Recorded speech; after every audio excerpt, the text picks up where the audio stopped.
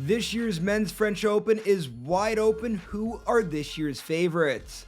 What's up, everybody? It's John Eric Poli here to look at the favorites on the men's side of things in this year's French Open. The best part about this year's French is that it's wide open. We're so used to seeing it always being Rafael Nadal is going to steamroll everybody, or if he doesn't win it, it's going to be Novak Djokovic. There are 8 guys that I think can win this tournament. Yes, that's right. There are 8 guys featured in this video, and we're going to get started today by talking about Jannik Sinner. Sinner's having a great 2024, no questions asked there, right? He wins the Australian Open earlier in the year, and what's he have? 3 losses all year here in 2024. His clay season started off very well. He had a controversial loss to Stefanos Tsitsipas in Monte Carlo. The big question now is just how is that hip of Jannik Sinner? He's going to play in this tournament. I know there were some question marks as to whether or not he was going to or not, but still he's going to play in it, and if that hip can hold up, he's definitely one of the favorites, if not the favorite, in this year's French Open.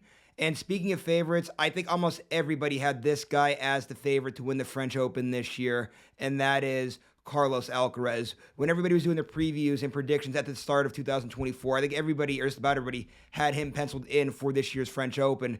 But now, I mean, listen, he doesn't get things done in the Australian Open. He loses in, the quarterfinals, I believe, to Zverev there. Some losses throughout the course of 2024. Now he has an injury that he's dealing with. He's going to play through it. So a lot of question marks on the side of Carlos Alcaraz. But the fact that he took off the Italian Open, was able to rest a little bit, may be a benefit to Carlos Alcaraz, and is absolutely one of the favorites to win this tournament this year. He has all the talent in the world. Do not be surprised if Carlos Alcaraz is your champion in this year's tournament this year. Now, I just did a video recently about Rafael Nadal and Novak Djokovic. I'll let you guys go and find that on the YouTube channel for a more in-depth thing here. But the thing about these two, I did decide to put them on this favorites list, but I didn't know if I should or I shouldn't, because God only knows what's going to happen with these two in this tournament. Obviously, neither one of them having a stellar 2024. Obviously, we know that both of these guys know what it takes to get it done. Rafael Nadal, the greatest player to ever step foot on the courts at Roland Garros. Novak Djokovic wins this tournament 3 times, and he also is a defending champion. Could they turn things around? Sure. Will they? I don't know. I wouldn't be willing to bet on that off of how they've looked so far this clay season.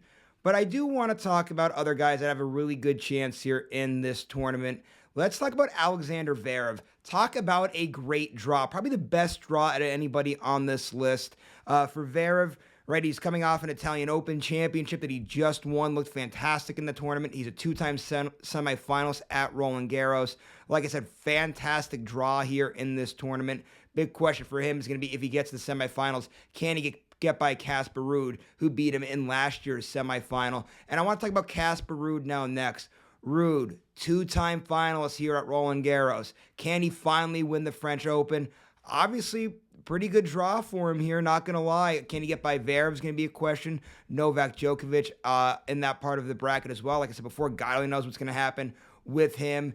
Great opportunity, again, for Ruud to be right in the mix of things here. And he's having a pretty good clay season so far. The last few weeks haven't been good, which is a sign of concern, but started off very well, making the finals in Monte Carlo and winning that Barcelona tournament as well.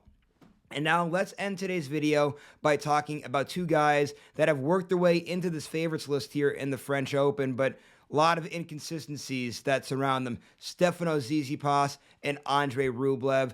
Tsitsipas wins in Monte Carlo this year, starting off the clay season. All of a sudden, it was like, look out for Tsitsipas, here we go. And then he followed it up by a less than stellar, I would say, tournaments in Madrid and the Italian Open. Left a lot of meat on the bones. Tsitsipas made the finals in the French Open before. Can he make his way back to one?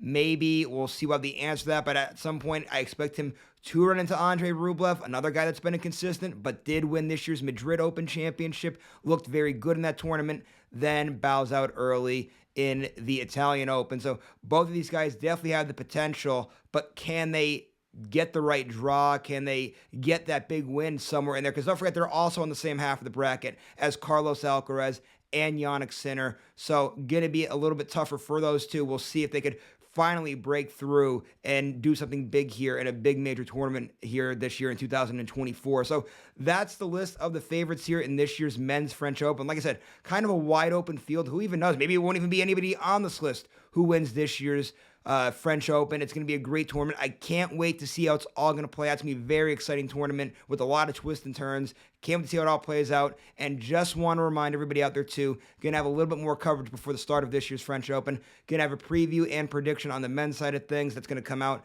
on Saturday. And then Sunday, right before we kick off the tournament, I will have the preview and prediction from the women's side of things in this year's tournament.